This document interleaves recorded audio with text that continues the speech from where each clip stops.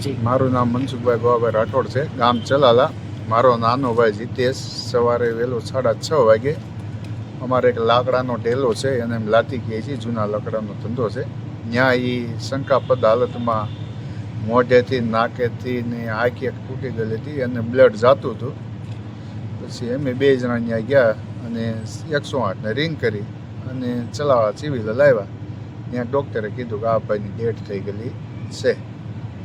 એટલે આખી રાત ને હતા કે સવારે એ કાંઈ ખ્યાલ નથી, કેમ કે એ આ કાંઠે રહે, અમે ઓલી બાજુ રહીએ છીએ. જુદા ભાઈ હોય, જુદા રહેતા હોય.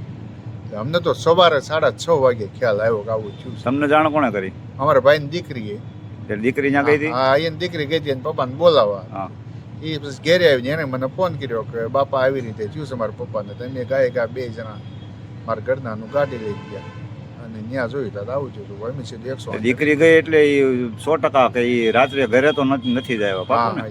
હા, હા, એવો બન્યો હતો.